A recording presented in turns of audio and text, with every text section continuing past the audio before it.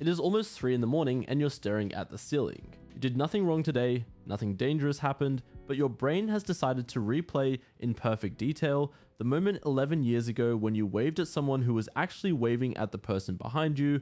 Your face gets hot in the dark, your stomach tightens like the moment is happening right now. You try to think about something else and your brain pulls the memory back up anyway, like it has unfinished business with you. This is not a personality flaw, it is not proof that you are especially anxious or especially broken. It is a very old system, still running the same code it ran for your ancestors. Accept the danger it was built for no longer matches the moment you're lying in. To understand why, you have to start with what your brain considers dangerous in the first place. For most of human history, physical threats were not the only thing that could end you. Being cast out of your group, could a human alone on the savannah, without allies, without shared food, without protection at night, did not survive long. So your brain evolved a second alarm system, one that did not just watch for predators, but watched for social rejection. Anthropologists studying small-scale societies have long noted that exile was often treated as a punishment close to death. Because for most of human history, it effectively was. That is the part of you that lights up at 3 AM. Not because a lion is nearby, but because some ancient circuitry is still asking a very old question.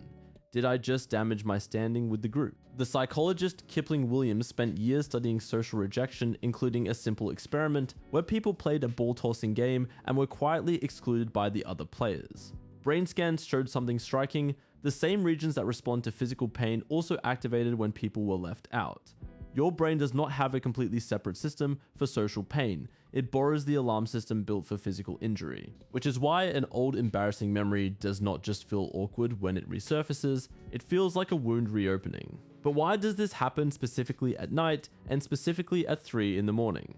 Part of the answer is chemical. Your cortisol, the hormone tied to alertness and stress, does not stay flat throughout the night. It dips in the earliest hours of sleep and then begins rising again in the middle of the night, well before you actually wake up. That rising cortisol increases your brain's sensitivity to threat-related thoughts. At the same time, your prefrontal cortex, the part of your brain responsible for calm reasoning and putting things in perspective, is far less active during this window than it is during the day.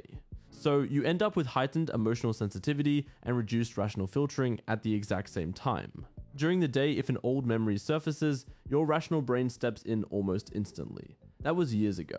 Nobody remembers, it does not matter. But at 3 AM, that calming voice is quieter and the raw emotional reaction is louder. The memory does not actually get worse at night. Your ability to talk yourself down just gets weaker. There's also the matter of what your brain does with memories while you sleep.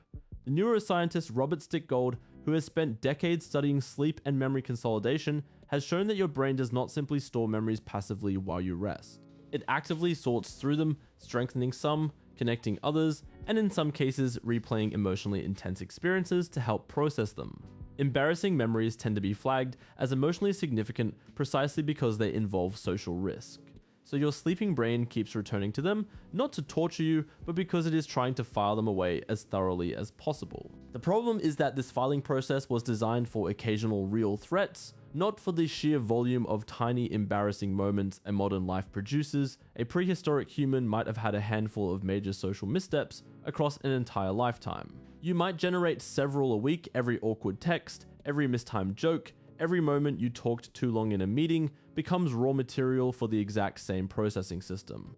There's a deeper psychological reason this feels so intense, and it comes down to something researchers call negativity bias. The psychologist Roy Baumeister, working with colleagues, gathered decades of research and reached a consistent conclusion, sometimes summarized in the phrase that bad is stronger than good negative experiences. Criticism and social missteps are processed more deeply and remembered more vividly than positive ones of equal size. A compliment fades quickly. An insult or your own perceived failure gets rehearsed. This bias made sense for survival. A missed threat could kill you, a missed reward usually just meant a slightly worse day. So your brain evolved to weigh danger more heavily than pleasure, and that imbalance is still fully intact even though modern danger rarely looks like danger anymore. It looks like the memory of laughing too loudly at the wrong moment in a quiet room. Here's the strange twist. Your brain is not actually reacting to the event itself when it resurfaces at night. It is reacting to your own imagined idea of what other people thought of you. An idea you have likely exaggerated far beyond what anyone else remembers or cares about. Studies on what is called the spotlight effect popularized by psychologist Thomas Gilovich, show that people consistently overestimate how much others notice and remember their mistakes. In one well-known experiment, participants wore an embarrassing t-shirt into a room of strangers and guessed that roughly half the room would remember it. In reality, only a small fraction did. Other people are usually far too absorbed in their own internal monologue to store yours in long-term memory. So the moment replaying in your head at 3 AM is not really a memory of what happened, it is a memory of your own fear about what happened, kept alive by a brain that once needed to take social threats extremely seriously in order to keep you inside the group, and therefore alive. Knowing this will not make the ceiling any less familiar at 3 in the morning, but it does change what the moment actually is. It is not evidence that you are uniquely awkward, or uniquely unlikable, or doomed to be remembered for one clumsy sentence. It is an ancient alarm mistiming its warning, still trying to protect a version of you that no longer needs saving from exile. You're not reliving the moment because it mattered as much as it feels like it did. You're reliving it because somewhere behind your ribs, an old and loyal part of your brain still believes that being cast out is the most dangerous thing that could ever happen to you. It is only trying to help, it just never got the memo that the tribe is not going anywhere.